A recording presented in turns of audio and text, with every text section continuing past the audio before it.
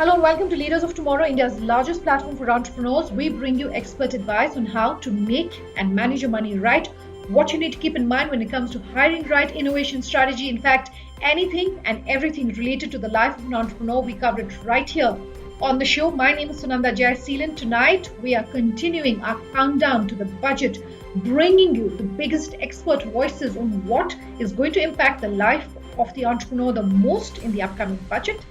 Let me welcome in our guests and experts tonight. First up, we have Sanjay Aggarwal, President at PHDCCI, Animesh Saxena, President at FISME, and Amit Singhania, Partner at Shardul, Amarchand, Mangaldas. He's also member at ASSOCHAM.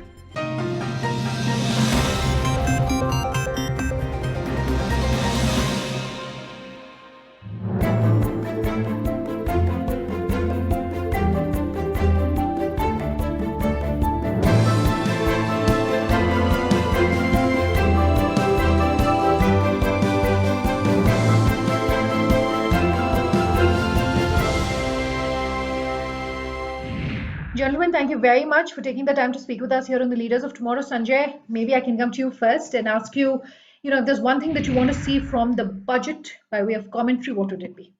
You see, I think the headline for small businesses, in fact, for every stakeholder in the Indian economy, would be revival of demand. This is what we are suffering from. Small businesses are especially suffering from this revival of, this because of this lack of demand.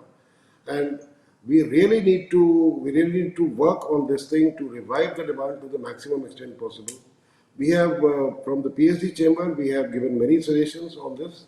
One major suggestion, of course, to revive the demand is that we need to have a major push into spending on infrastructure projects. Ultimately, when the private sector is shy of investing, and the government departments also have had no option but to cut their expenditure in the first 9 months of this financial year have been gone. We have had a reduction of 4 lakh crores on the busted expenditure of various ministries and PSUs. Now, that was caused because of the reduction in tax collections and all. But what we now need to do is to have a demand push in the economy. We have to build on the infrastructure. Sure. There is this plan called National Infrastructure Plan for 111 lakh crores, which needs to be spent ASAP, front-loaded, and for which we need a mega DFI to immediately be formed and fund these projects. Animesh, Amit, the same question that I want to ask you. What's the headline you are watching for from the budget?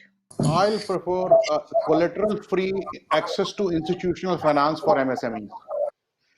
What the government did in Atmanirbhar Bharat package, they announced 3 lakh crore collateral-free, but that was for existing borrowers. And if you see the number of beneficiaries, they were hardly 2 lakhs.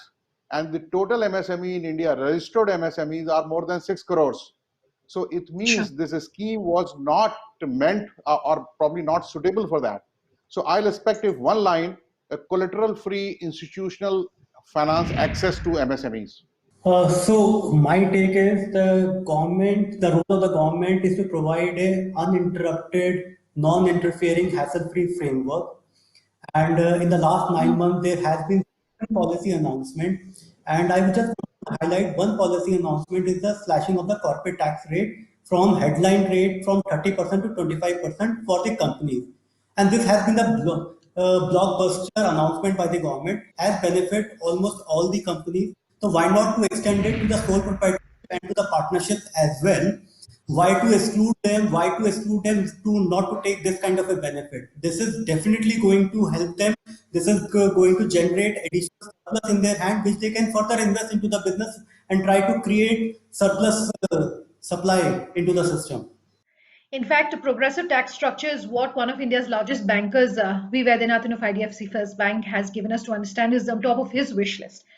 But I want to talk about what, in your opinion, is really going to boost consumption and consumer sentiment. Because one of the easiest things to do is for the government to increase public expenditure and public spending. Really, that at least there's no indication of that just yet. So, what, in your opinion, is it going to take? Open to the three of you, Animesh. Maybe I can come to you first. Yes. You see, the government in our country is the biggest business entity, the government and PSUs together. what we have been hearing and seeing, the government has some revenue constraint. So government has reduced its spending. This will be extremely difficult for revival of the demand. So we request the government should not reduce its spending. Government should in fact increase the spending. And second part, the infrastructure development, government should not slow it down, because it spurs the demand, and it will have a cascading effect. The government starts spending more, government spends on infrastructure, all entire private sector gets benefited from them, from MSME to the large corporate, because they're all being associated with the government, either supplying or getting a part of that business. So the government should not slow down its spending to spur the demand. That is our take on that. Sanjay, are you confident that 2021, the new year, really is going to see a strong pickup? Because the indications are that we have seen some bit of revival.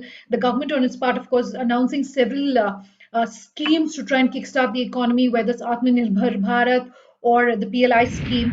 Do you think that confidence, growth is going to really come back into the economy? I totally agree with you that the economic signs are, going towards the positive side. We in the PhD chamber, we have launched this economic and business momentum index, from which we had even last month predicted that the Q3 figures should be a positive of up to 2% and Q4 figures should be a positive of up to 4%. Yeah. Overall, end of the year, we still predict something like minus 7.9. But the next year, we are seeing for 21-22, we are looking at a growth of at least 7.5%. All these factors are very good, but at the same time, we have to understand that the pain that has been inflicted on the economy is huge. The need for demand, as my co-panelists, I think it's Amit have mentioned, is very important to resuscitate the demand on a ASAP basis. And for that, the government has to spend, which I totally agree with Animesh. What we need to do is make sure we do not bother about the fiscal deficit, which is what many economists have now, been saying for the last few months. And even if we are very much worried about the economic, fiscal deficit, then the other way is to have, there is so much spare money lapping around in the international money markets simply because of the incentives and stimulus given by various Western economies. We can tap some part of that funding into the Indian economy by having sovereign bonds for funding of infrastructure projects. If the government, those projects are already planned, they're already on the design table, you can kickstart them immediately because they have already been announced. They were announced on 31st December 2019. So you have what you need to do. You only need the money to do it. Get the money ASAP, start spending it, and that will revive and kickstart the demand. One more thing that I would like to say is to cap the personal income tax at maximum of 25%, which and the same would apply again to, as Atul also said, Amit also said, for the MSMEs as proprietorships or LLPs or partnerships, same way as companies. Once you tax everything at a max of 25%, you can easily expect your tax to GDP ratio to go up from the dismal 17% that we have to at least the emerging market average of 22%. That is going to give a big boost to the economy. Amit, I want to talk to you about the services space, something that you briefly referred to in your previous answer. Most economists and experts talking to us saying that they're seeing a K-shaped recovery, with the bottom of the K really being the services industry. That's the kind of growth, not as much as the manufacturing industry. So my question to you is, for an entrepreneur who is in the services space, what is your advice? What should they be doing? What should they be watching out for growth if they want to really try and bring growth back into the economy? Look, if you see in the last 2 decades, service sector has taken a prominent place in terms of our GDP numbers. Today, service sector occupies 5% of the GDP number, and it has been growing progressively. Now, if you see in terms of the government announcement, in the past 9 months, the government has done for quite a lot for the manufacturing space. They have slashed the manufacturing tax, headline corporate tax rate to 15%, which is quite a welcome announcement. However, they have excluded service sector from this particular 15% bracket. When our service sector is flourishing, so why not to encourage it more? in the service sector has been the strength of our economy. Why not to encourage the service sector? Why not to extend this 15% benefit also to the service sector?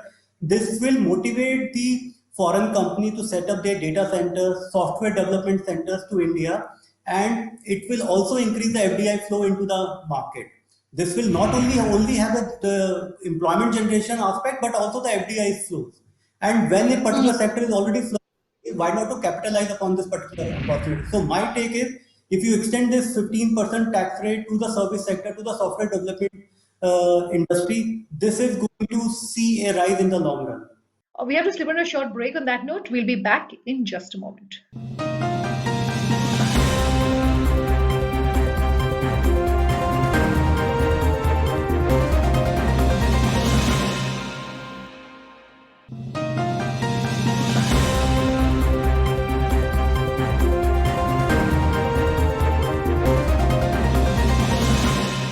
Welcome back with us here in Leaders of Tomorrow. And tonight we are counting down to the budget here on Leaders of Tomorrow. We were talking about spends on public expenditure. One of the things, of course, is infrastructure. What would you like to see as far as public spend and government spend on infrastructure is concerned, and the benefit, perhaps that could come out of that for small businesses? The government starts spending on the infrastructure projects, and there are bidders from the private sector to execute that for the government. Government has reserved a certain 25% of that to the MSME sector. But what is happening, which we have noticed, that the actual benefit is not coming to MSMEs, because there are certain loopholes in that. What is an MSME? And what is happening, large corporates or the large construction companies or the infrastructure development companies, they are somehow entering into this, taking this route. So we have requested the government that make it first 100% Indian company. Like what is happening, most of the foreign companies, they have a JV here, and that JV bids for that. And that, so we, and a real MSME, we get left out from that because they have a bigger clout and all these things. So what we have been requesting, that it should be an Indian company with the majority ownership, Indian ownership. And the definition, when the definition has been changed, it should be strictly followed, like that 25% share should come to a certain size of the companies. Then the MSME gets benefited. What is happening? If you see, the MSME contributes today 40% of our GDP, and it is the largest employer also. And most of the, like India's youth population, majority of them is still unskilled, and it is MSME who employs them. Because the big corporation, they are mostly in the automation, so they require a very skilled manpower. With the current demography, MSME is the only way out where all these people, the youth population, can be employed meaningfully. So government has to focus on that and make sure this sector gets its due. I mean, its share should not be taken away by the bigger companies. You made a brief reference to the liquidity situation. So if we can really talk about what more do you think that the government should be doing? Because, we've seen on one hand, collateral-free loans, announcements around that. We've seen announcements as far as, the CGT, MSc, etc. concerned. But on the other hand, a lot of MSME, small businesses saying the benefit not really accruing to them. So what more do you think needs to be done? How can that mismatch be fixed? ECLGS is the typical example. 3 lakh crores of emergency credit loan guarantee scheme was announced. Till date, the dispersal is something in the region of 1.6 lakh crores. As Animesh ji pointed out, that even that is for a very small number of the 6 crore MSMEs that exist in the ecosystem. So we need to have a very, very strong push towards a disbursal of what is already granted. If we can't even disburse the 3 lakh crores, 9 months, it's 9 months now, and we are ending up at just 1.6 lakh crores. So that is the biggest worry. And on top of that, then we need larger guarantee schemes with, as Animesh said, we have to talk about those who are not existing borrowers. We have to allow and rope in new borrowers with those credit guarantees. There is a total bias now towards retail loans, Even if somebody is willing to, a bank is willing to give a 1.5 crore, 2 crore housing loan easily, but if an entrepreneur needs 1 crore or 2 crore for his enterprise, for his trading, for his business, for his services, the banks are very, very hesitant. And that is where I think the whole mindset needs to be changed. But then at the same time, the government also has to step in with some very stiff Sure. rules on that front. Animesh, given that you have your ear so close to the ground, what, in your opinion, should the government be doing when it comes to easing up the liquidity situation? From the budget, we have, I think, in the first when opening remark, I said the government has to come up with a scheme which is a collateral-free institutional finance access. Yeah. What is happening? Yeah. What is happening right now? The biggest issue is the MSME lack the access of the institutional finance because of the last mile connectivity of the public sector banks or even the scheduled private banks is very, very poor. Most of the MSMEs were dependent on either NBFCs or the private lenders. Sure. NBFC and private lender, as you know, the kind of interest they charge, it is completely unviable. The MSMEs were simply servicing that loan, that's all. And NBFC were still better. The loan rates were higher than the scheduled bank.